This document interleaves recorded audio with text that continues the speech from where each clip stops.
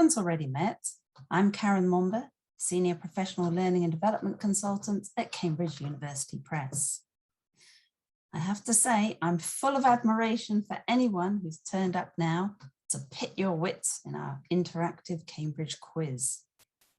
If you've attended any of the virtual Cambridge tours this week, you may have a slight advantage, but I think anyone in it has a chance to win it. And if you don't win, well, I hope you learn a few new things along the way and have fun in the process. And today, for the quiz, your highly skilled and talented quizmaster is none other than internationally renowned educator, Scott Thornbury. Scott is a teacher and trainer, and until recently taught on the MA TESOL program at the New School in New York. He's authored numerous highly regarded books for teachers on language and methodology, including About Language, now in its 2nd edition, Scott Thornbury's 30 Language Teaching Methods, and Scott Thornbury's 101 Grammar Questions, and he's series editor of the Cambridge Handbooks for Language Teachers.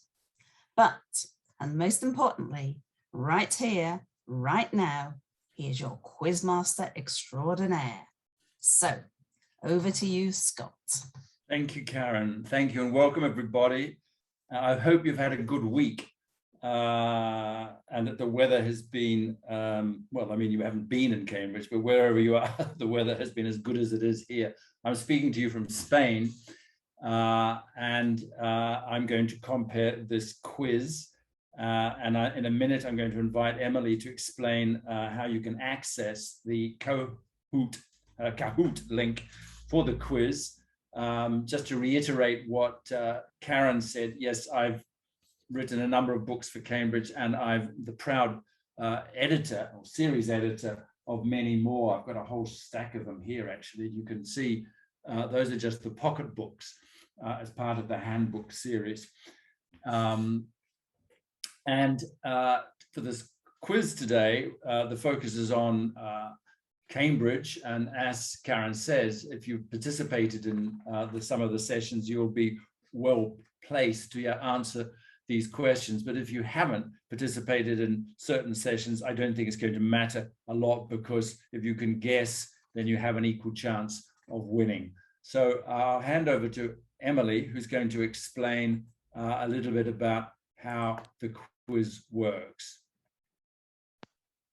Okay, hello everyone. If you don't mind, what we've done is we have set up the game for you, so you will be able to access the game on your mobile device or on your computer via an internet web browser. If you could join us at www.kahoot.it, the link will be placed in the chat, as well as you can see it on the screen right now. And if you could just enter the game PIN, which is 9406816, and then if you could just enter your name, we'll also start seeing those players populate. Hello, Jade. Okay, so back to you, Scott, if you don't mind taking over. Okay, thank you, Emily.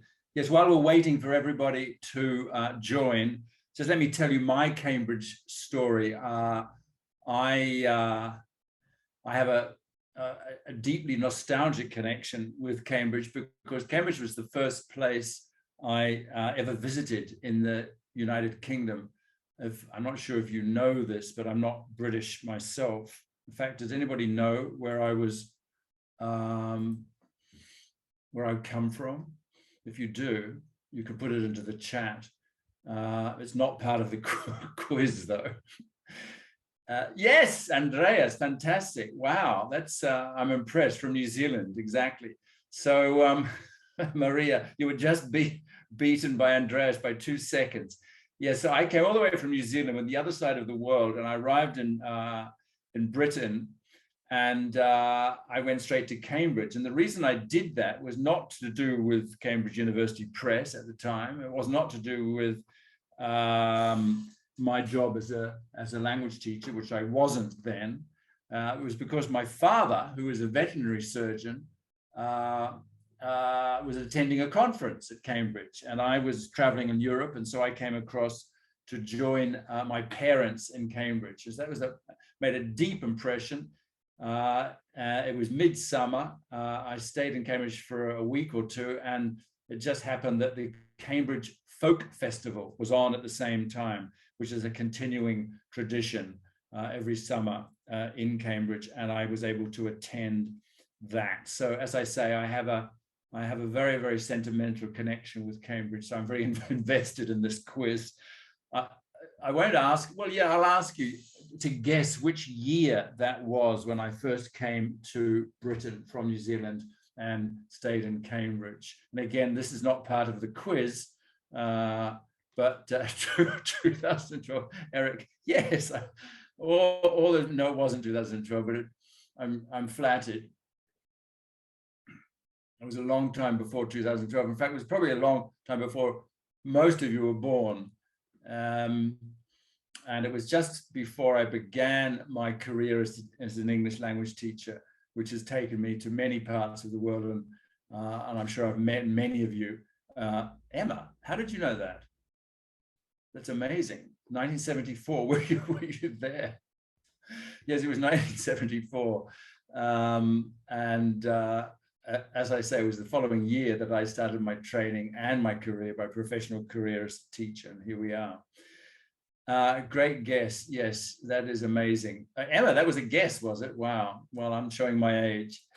Okay, we've got 1, 2, 3, 4, 5, 6, 7, 8, 9, 10, 11, 12, 13, 14 people in the room. Just to remind you, if you can't already see it, and it's in the chat, that the PIN number for the Kahoot quiz is 9406816.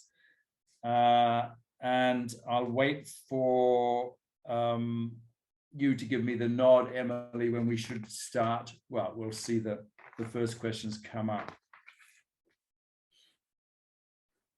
So there you are, the game pin is in the chat again.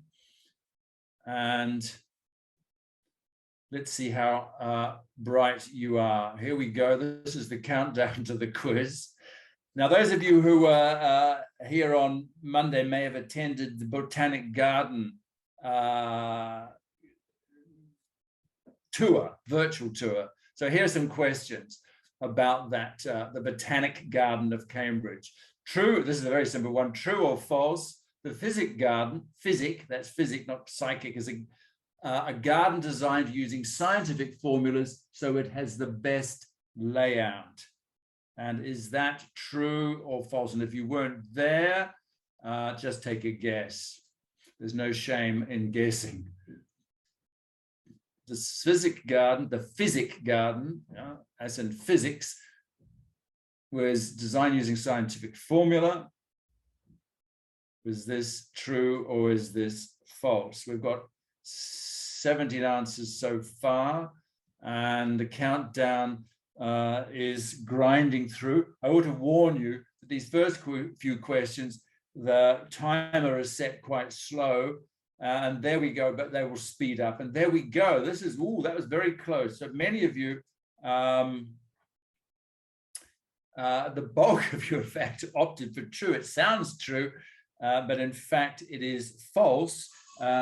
It's a garden to support medical students learning how to use plants as treatments. So it had a medicinal purpose rather than being laid out on strict scientific grounds. So there we see the scoreboard. And here is the next question about the Botanic Garden. There are 4 questions about the Botanic Garden. So this is a multiple choice question. The question is, why did the garden move to a new site? It's because the coffee shop needed the original site. That sounds plausible to me. The original site was too close to the river. Space was needed for more diverse plants. Yeah, or the plants were growing too big and needed more space. So space was needed, but was it because of the diversity issue, the blue answer, or because they were just too big, the green answer? So there you have it. Was it because of the coffee shop? Was it too close to the river? Was it the diversity, or was it the size? And there's the answer, which was the one. And you both of you got it right. That's fantastic. So space was needed for more plants. And we see Karen is still leading the scoreboard with 1,932 points, closely followed by Daniel and Joy. Okay, this third question about the garden. Why are trees in the garden laid out in family groups? Yes, the different botanical families, because so people can see the relationship between the species, or because there's one family of plants that only grows when it is sung to, the famous sung to plants. Or trees grow better when they're together, with their loved ones, or to make a connection between plants on the one hand and people on the other. So those are the choices. Go for it. We've got 16 answers have been clocked up already. And the correct answer is yes. So people can see the relationship between the species, which the bulk of you got. And that means Karen is still ahead, just ahead of Daniel, who's close behind. You're doing well, but Pat is the highest climber. So we'll keep on climbing, Pat. This is the last question about the garden. And the question is a true and false one. There are no straight lines in the garden. It's laid out entirely in curves. Now, if you've been there, you'll know the answer to this. But even if you haven't, if you're on the virtual tour, you should know the answer. But if you haven't, well, guess. Is that true or is that false? There are no straight lines in the garden. It's the famous curvy garden of Cambridge. Is that true? And the time is running out, and it is true. It's totally true. Karen's still ahead, but AJ is the highest climber. Come on, AJ. And Daniel's dropped to third place. Wow, this is getting almost too exciting. We're going to round 2 now. Those of you who went to the cook-along yesterday, hosted by Fitz Billies, will know how many is in a baker's dozen. Is it 14, 13, 12, or 11? And if you know the answer, you probably know the reason. A baker's dozen. Is it 14 items, 13 items, 12 items, or 11 items? The items being, for example, scones, or if you're from Cambridge, probably scones. And the answer, the true answer is, even I know this one, it's 13. Yes, not a dozen as in 12, but 13. Why? Because there's always one that the baker can test to see if the batch was okay. Karen is leaping ahead, followed some distance by Ale, with Emma as the highest climber. Okay, the next question about the cake shop, Fitz Billies, is how many years has it been open? And if you were at the session, you will know this, but take a guess, 50, 100, 75, 125. And in a minute, we can start singing Happy Birthday, Fitz Billies, because the answer is, we've got 18 answers already. Let's see if you picked the right one. The answer is 100. But most of you thought 75 for some reason or other, which shot Eric B right up behind Karen with Evie as the highest climber. 100 years old this year. What food is Fitz Billies most famous for? Multiple choice: strudel, croissant, Danish pastry, or Chelsea buns? Now you have to be able to get this right. If you know anything about food, this quintessentially British institution, Fitz Billies. And the answer, of course, is Chelsea buns. And shame on you for assuming that it could have been anything else. And that leaves Karen very closely followed by Eric B. And Ale is really doing well, but Emily is the highest climber. So we've got one more question about Fitz Billies. How are scones or scones served at Fitz Billies? And with butter or with jam and clotted cream on their own with no additions, or with marmalade. And those of you who have traveled in Britain will know that scones, particularly down in the southeast, in Cornwall is where I remember having them for the first time, and they were served with jam and clotted cream, absolutely, and everybody knew that practically. And Karen is still ahead, but Eric has had 5 correct answers in a row, so Eric's been paying attention. Well done, Eric. Okay, we're going on to round 3 now, which is about punting. So if you went on Tuesday along the backs on the River Cam, you will have seen virtually seen a number of famous Cambridge monuments, including the mathematical bridge. Any idea when it was originally built? There are your dates, and you've got the picture, so that's a clue, might help. If you've got a head for numbers and mathematics, you may be able to see some connection here between the bridge and the dates. And the answer is 1749. Well done. Not even I knew that. I would have gone for 1506. Everything in Cambridge is so old. But Karen's doing well. She's moving ahead of Eric B. And we go on to the second question about Cambridge as seen from the River Cam. Of the 31 colleges, which is the second oldest? This is, we all know what the first oldest is, but what was the second oldest? You've got a choice there between Clare, Trinity, St. John's, or King's. If you have no idea, take a wild guess. I'm sure I didn't know this, but as I say, most people know what the oldest college is, but what is the second oldest college? And the answer, yes. Oh no, only 2 of you got that. Claire, what I said, I wouldn't have got it.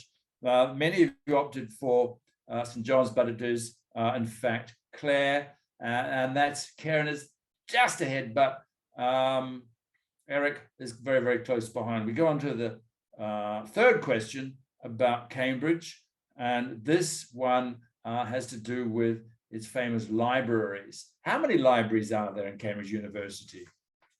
Is there just one Cambridge University library? Or maybe there are 10. Or maybe there are 100, or there could be 1,000. I mean, it's conceivable. There's a lot of books in Cambridge, a lot of them published by Cambridge University Press, incidentally. And the answer is, yes, it is 100. And none of you got that. And it means that Karen is still ahead, but Eric is still closely behind, and Emily is creeping up on them both. Okay, we go on to the last question about Cambridge, and it is to do with the bridge again. And this bridge, the most beautiful bridge in Cambridge, the Bridge of Sighs, who designed it? And there you have 4 likely designers of bridges, including the famous architects Christopher Wren, John Stevens Henslow, Henry Hutchinson, or Queen Elizabeth herself. I'm assuming here this is Queen Elizabeth I, but it makes no odds. If you think it was Queen Elizabeth, then click on Queen Elizabeth. So there you're, and the answer is Henry Hutchinson. And Henry Hutchinson takes, Eric to the lead. He's raced past Karen, who must have chosen Queen Elizabeth. And we move on to the final section of the quiz, which is about the most famous college, of course. And I still remember being amazed by it when I went in 1974, King's College. King's College was founded in 1441. Now, how's your memory for dates? Is that true? Is that false? 1441. It sounds plausible to me, but I don't know anything about anything older than 1769 when New Zealand was discovered. And you can see why I was impressed by Cambridge. So we have true or false, 1441, and the answer is true. And just over half of you got that. And that means that Eric and Karen and Emily are still holding the lead, but Jade is doing very well, creeping up from behind. So let's go on to question number 2 of the 4th round. And this is another question with numbers. How many scholars did Henry VI Oh no, sorry. What did the workmen do when Henry VI was taken prisoner during the War of the Roses? If you remember your history, if you attended the tour, you'll know that Henry VI was taken prisoner. And what did the workmen do? Do they carry on working? Do they take the afternoon off? Do they ask for Henry's release? Well, that sounds like a decent thing to do. Or do they pack up and go home? And the answer is they continued working, absolutely. Colleges must be built, chapels must be built, and they continued working. And that takes Eric, he's still in the lead, closely followed by Emily, and Karen has dropped to third place, but Joy is doing very well. She's on a winning streak. So let's see, we've got 2 more questions in the quiz. And here is the one about Henry VI, another one about Henry VI. Where was he murdered? In Windsor Castle, sounds likely, on the college grounds, in the Tower of London, or on the battlefield. You've got 4 choices there. We know what his workmen were doing, and while they were working, he was unhappily murdered, and it took place, no, not on the college grounds, but in the Tower of London, where many a royal head has been toppled. And we're still got those 3 familiar names in the lead, Eric, Karen, and Emily, with Come On Joy. I'm counting on you. There's 1 more question to go. And this is another one, true or false. It's a question about the length of time it took to build King's College. It took over 200 years to build King's College. True or false? This is your last chance to beat Karen and Eric, and the answer is, I think I know this one. We know that it was started in around the 15th century, but when was it finished? And the answer is false. Yes, it just took over 100 years, from 1446 to 1531. Well, I hope even if you didn't win, you would have learned something. And we have got 3rd place for Emily. Well done, Emily. 2nd place for Karen. And at the top of the list, at the top of the podium, Eric B. with nearly 10,000 points. Well done, Eric. Runners up, Joy and Emma. Well done. It was a virtual quiz, so that the prize is a virtual one. In other words, you don't get anything, but you get the kudos for having won the Cambridge quiz for the Better Learning Leadership Conference in 2001. So congratulations to all winners and all participants. And as I say, I hope that if you didn't win, at least you learned something. I certainly did.